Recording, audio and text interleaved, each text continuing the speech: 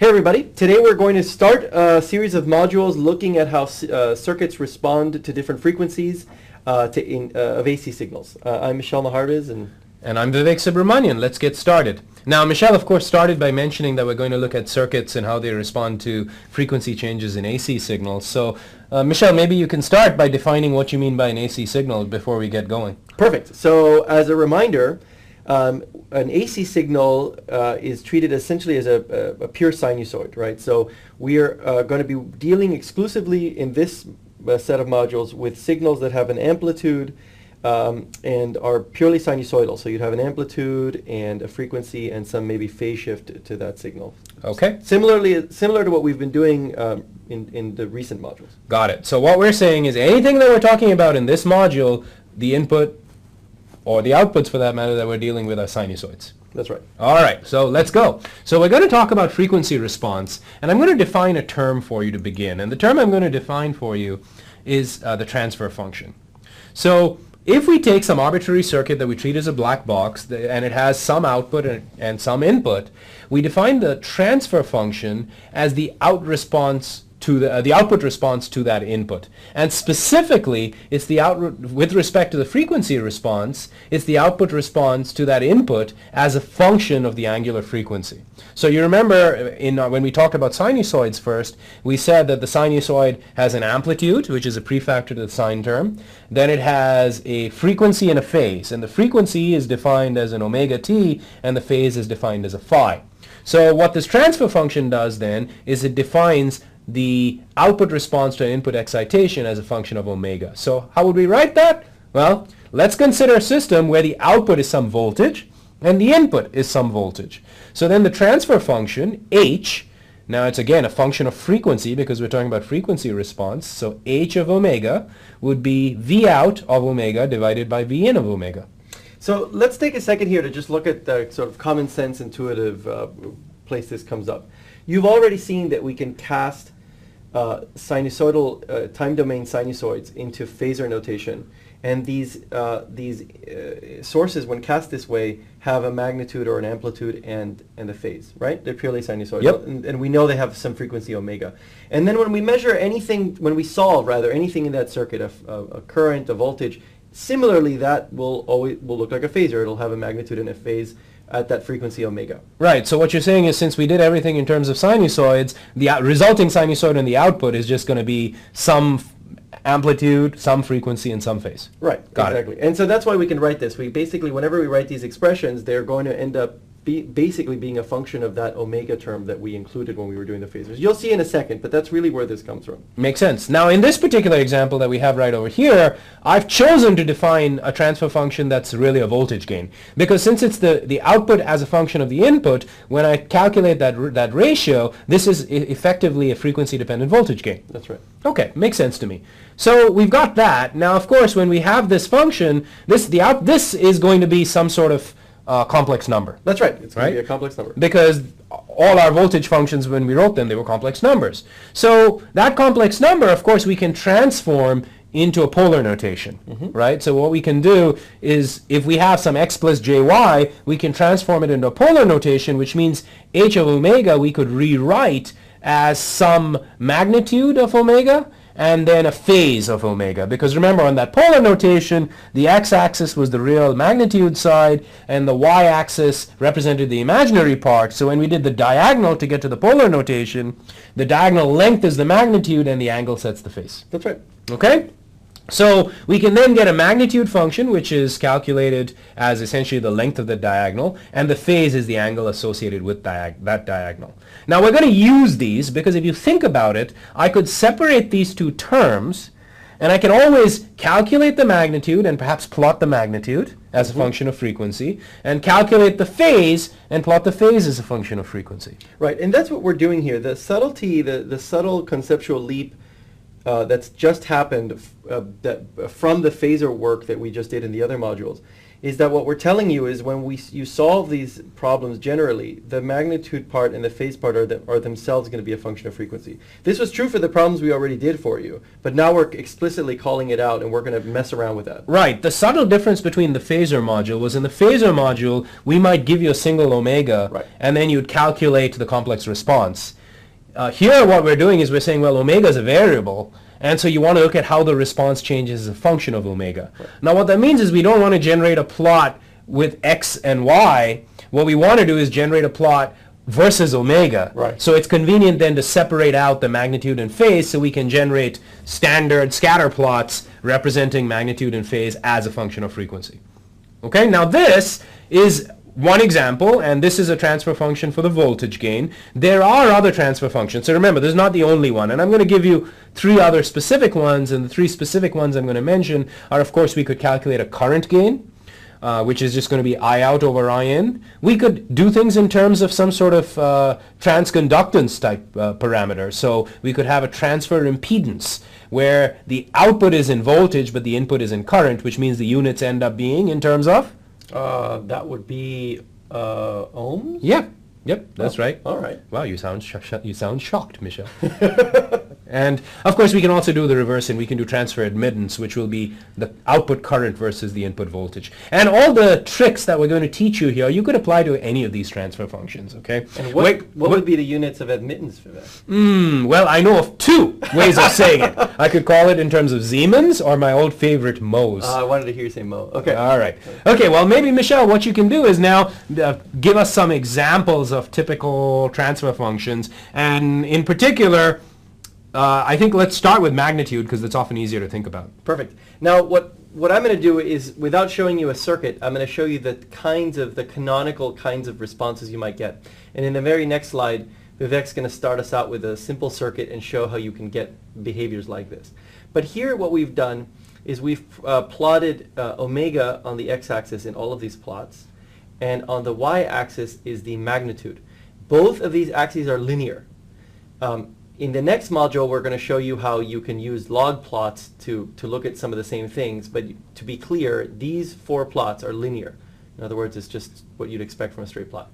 And so this is the magnitude of the transfer function. Let's pretend this transfer function was in voltage. And what I'm saying is there's a black box. I put in a voltage, an input voltage that's a sinusoid, so it's going to have an amplitude. It's going to have a frequency omega and a phase shift. And I'm going to look at an output voltage at some 2 terminals. Right? We don't know what that black box is yet. I see. So now if I look at this, what you're saying is whatever this black box is, at low frequencies, the output voltage is pretty high because the transfer function is high. Mm-hmm. And then as I drive to high frequencies, it seems like the voltage drops off. That's right. That's exactly what this does. It lets in, for very low omegas down to DC, it lets it through essentially with some magnitude, M0 here. And then exactly what you said, as you get higher, it'll drop off. So this is a low-pass filter. It's a filter because it is selecting certain frequencies versus others and modifying their magnitudes.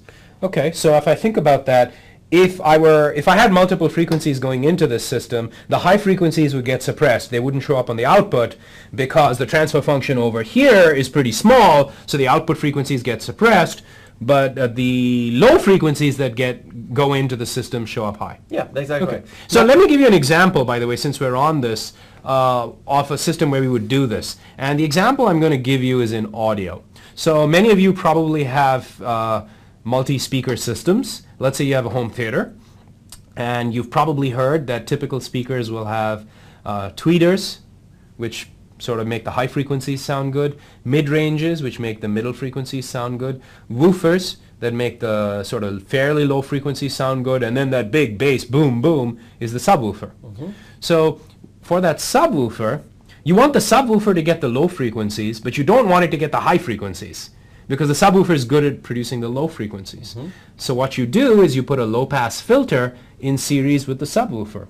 And what that does is it makes sure that the subwoofer only gets the low frequencies, right, and the high frequencies get cut off. Because after all, yeah, that's what it's going to do, right? In the 20 hertz to 100 hertz or 150, 200 hertz, something right, like that. Yeah. Now, we always want to compare this to some ideal version of what this could be. And so an ideal filter, low-pass filter, would pass everything evenly up to some frequency, and then it would drop to 0 beyond that. So it would be a perfect step, right? And everything to the left would be what we would call the pass band, and everything to the right might be what we call the stop band, or everything above the pass band. I got it. So it's basically cutting off everything above that transition point. Yeah, not only is it cutting it off, it's cutting it off perfectly, and everything below that in the pass band, the magnitude is the same, so there's no changes in amplitude. That would be ideally what you'd want, right? Agreed. Now here's the trick. Real filters never do this. Real filters always have some curvature to them, not only going down, you might see curvature going up, multiple ripples, strange behavior as it goes down. And so, the game in filter design is to design the filter that you need, as good as you need it for whatever your specs are. And so what we're going to call out for now is one simple observation, which is that there's a point which we're going to call this cutoff frequency, which we've picked to be essentially what we're going to call the edge of the passband, regardless of how this thing dips down. There's going to be a point, and we're going to call that the edge of the passband. And so how do we determine that, Vivek? The cutoff frequency? Mm-hmm. Well, if I look at this plot, it looks like it seems to be a function. It's defined by a particular transfer function, and specifically it's defined by the point where the transfer function magnitude is 1 over square root of 2 of the initial peak up over there. And so 1 over square root of 2 is about 0.7. It's 0.707. Right. And now that might seem a little strange, like where did that come from? But think for a second, if we look at this in terms of power, if this were being run through a simple resistor, the power would be V squared over R. Right. So what the point would this be? If this is the maximum power that this thing lets through, what's that? So I'm going to square that. So it's 1 over square root of 2 times 1 over square root of 2. Oh, man. It's a half. I don't know how to do that. Yeah, it's a half. so it's half the power, basically. It's the half power point. And so that's the way it's easier to remember it. We've picked a point at which the power that's being sent through by the filter has dropped to half its value. And so the rest of the examples, I hope you've been looking at them as I've been talking through them, but we'll go through quickly. They're all analogies of this or extensions. So in the same way as you can have a low-pass filter, you can have a high-pass filter. And I'm guessing the high-pass filter would be used on a tweeter. There you go. In fact, as you know, Vivek, tweeters are themselves often high-pass filters. That's right? true. Yeah.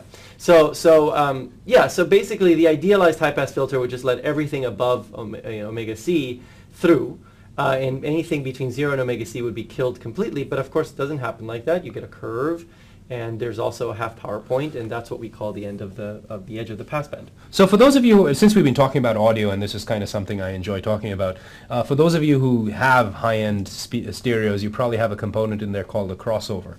And what the crossover does is it essentially is this combination of filters, low pass, high pass, and we're going to hear about a band pass filter, and those are used to ensure that the right signals get to the right speaker. Yeah, crossover circuits are fun, right? The subject of many audiophile forums. Anyway, so band pass and band reject are these same things, except instead of just throwing everything to the left or to the right, we're picking some band within the frequency space. I'm looking at this and I'm thinking that bandpass filter sure looks like I have a high-pass filter for the lower half and a low-pass filter for the higher half. Essentially, you can definitely build bandpass and band reject filters with combinations of high and low-pass filters. And in fact, where that's commonly done is with active filters because they give you an additional gain. And you'll see that in a couple of modules down the road, you're going to see we're going to build exactly that. We're going to build some bandpass and band reject filters with op-amps. But for the moment, really, the idea is pretty simple.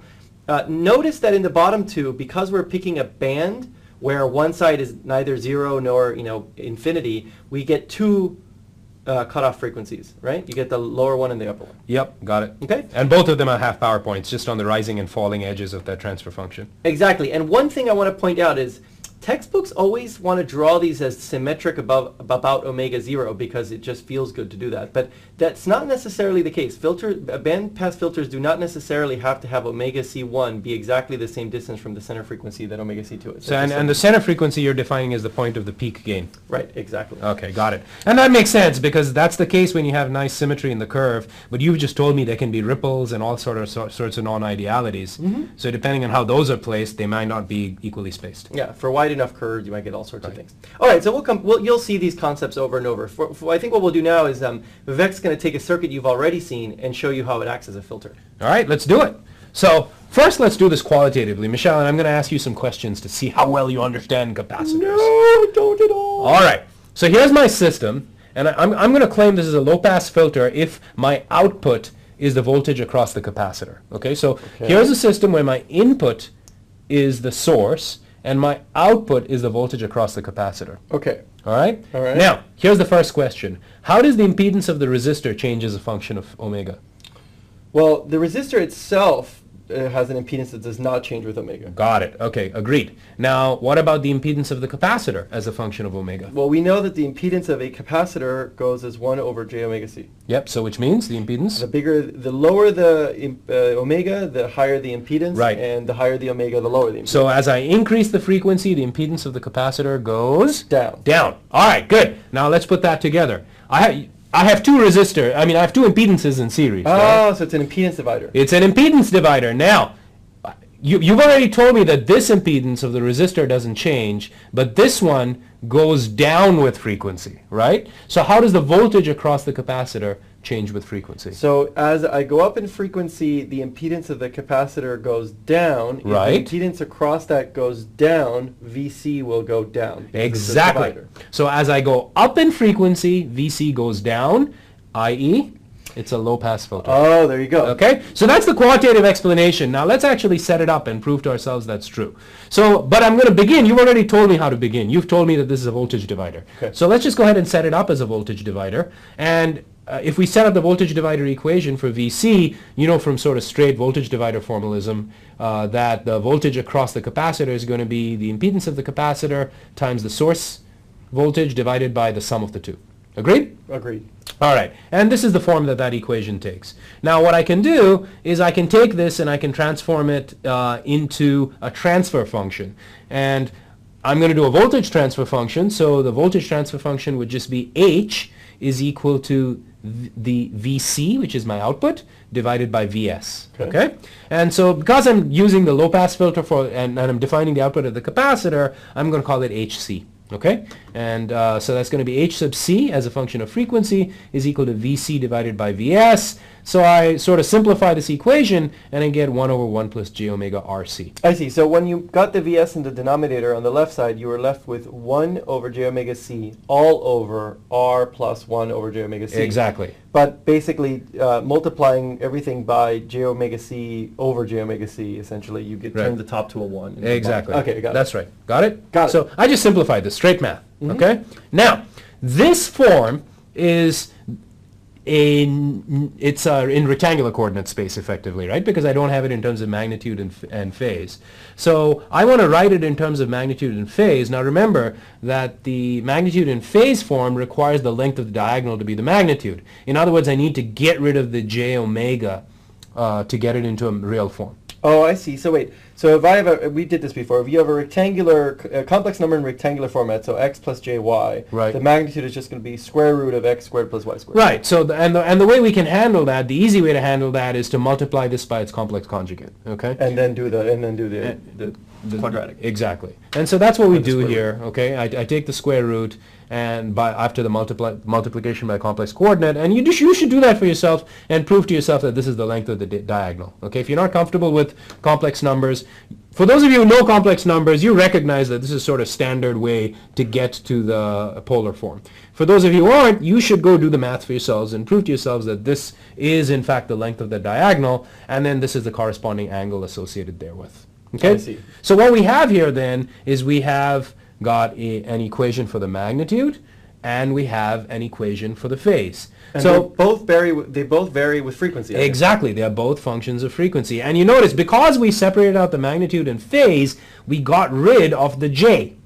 So now we can do a simple plot of magnitude as a function of frequency and phase as a function of frequency. And Michelle, maybe you can take over and do that. All right, let's try it out.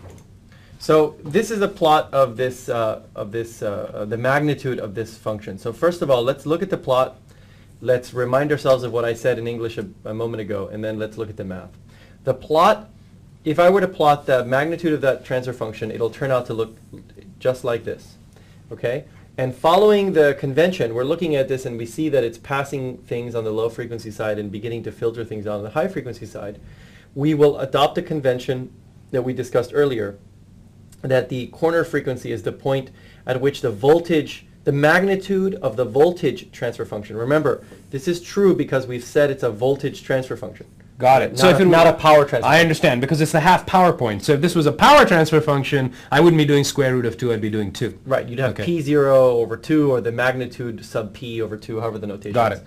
So but because it's voltage, it's 0.707 M0. Okay, so that's going to be where we're going to call our cutoff frequency. Now up here, I've reproduced exactly what you did in the last slide. In other words, this is the actual complex transfer function. And furthermore, we've reproduced exactly what you talked us through, which is that you can take this and you want to cast it in polar form. This will be the magnitude, and this would be the phase angle. Now I could also plot the phase, by the way, and that's often very interesting. We just wanted to focus on the magnitude. So what I'm plotting here, this blue line, is exactly this. Omega is on the x-axis, R and C are constants, and I'm plotting this exact form. And you can do this in MATLAB if you want to sort of convince yourself that that's the case. Now what's interesting is that if I actually want to solve for when this magnitude hits 0.707 M0, right? Well, that seems pretty straightforward, because I'll just set the magnitude function is equal to 0.707, right, with respect to the peak value. Yeah, you would set this equal to 1 over square root of 2, and then you square both sides, and you get this. But here's the interesting part. The cutoff frequency of this RC circuit is 1 over RC. Hey, that's kind of cool. That looks remarkably like the analysis we did in the transient domain. Not coincidental. So there's a relationship between these two things. In other words, you all know that the tau, the time constant of decay for when you're doing the transients, right, when you're charging up a capacitor and letting it discharge through the resistor, was 1 over RC. It is in fact not coincidental that the corner frequency, the point of half power, occurs at about or exactly the same point in the omega space. We'll come back to this a little bit later, but that's something to observe, and you'll see this motif come up over and over. And remember, that tau was in terms of seconds, because that was in the time domain, so that was calculated from RC. And now since we're putting it in the frequency domain, it's going to be in 1 over seconds, which is why we get the 1 over RC. Yep.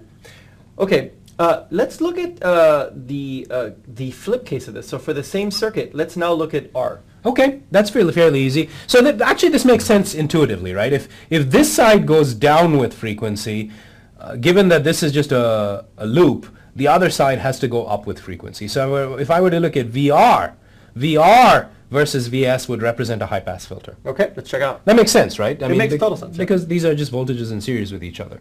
Okay, so I won't go through this in as much detail because it's pretty straightforward, but we can basically do the same calculation. We can find VR divided by VS, and this is the equation that pops out in the rectangular domain. We can then transform it into a magnitude and phase the same way, multiply by the complex conjugate, etc., and we get a magnitude function that looks like this and a phase function that looks like this. And then we can plot it out, and sure enough, it goes up with frequency. I want to point out one little detail, which is something Vivek always emphasizes in these slides. If you should sit down, if you've never seen this before, and get to this point. Right. Don't just look at it and go, oh, it must be that because they said so. Right. We skipped a step on purpose.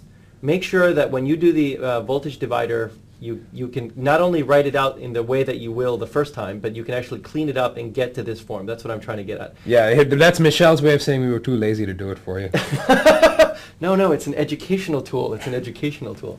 Okay, so, but the point is that you're going to get this, and if you were to plot it, as Vivek said, you get a high-pass filter. All right. Now, what about, dun-dun, a circuit with a resistor, an inductor, and a capacitor? So we've done low pass and high pass. I'm gonna guess that this is gonna be something to do with a band, either band pass or band reject. My guess is you were probably a very good test taker. Okay, so so let's take a look at this. I'm going to set up a problem here where we've got our excitation function, and we've got an L, a C, and an R. And I'm just going to do one of three cases. I'm going to pick the voltage off the R across the resistor and divide it by the source and look at that transfer function. I absolutely encourage all of you to pick the voltage off the C and pick the voltage off the L and see what happens. Cool. Okay? Now, in fact, you could also pick the voltage across the LC series and see what happens. That's fun too. Well, that's probably relatively straightforward. I'm going to guess I know what that is. If you know what VR is, the voltage across the LC is just going to be the remainder from VS. That's right. So let's do this first case I talked about. So what I want to do is I want to solve for VR, okay? Now we're going to do all this in the phasor domain. So to do that, I'm first going to solve for I, because I know that I times R is going to give me VR. So let's solve for I. I is pretty straightforward. It's V divided by the impedance of this series combination of devices, right? Because these things, will, as we talked to you before, will have an impedance, these three devices. Yep. So V divided by that impedance will give me I. So what's that impedance? Well, they're in series, so I can just write R. Right, so I have a series combination of an R, an L, and a C, and so that's what I'm going to get. And the minus sign is the representation of the fact that it's there's the J, so I had to move it to the numerator. Right. It started out here, and we moved it up, and so we got a minus sign here. Got it. Notice you've got a real part and then this complex part as we expect. Okay? So cleaning it up, skipping a bunch of algebra, we can cast it in this form. Okay? Fair enough? Makes sense. Okay. So now the transfer function is VR over Vs, the one I've chosen. So what I'm going to do is just multiply I times R to get VR and divide by Vs. So the Vs will fall out and there'll be an R up here. So notice what we get. We get j omega RC at the top and we get j omega RC at the bottom, and then we get this omega squared term down here. Okay?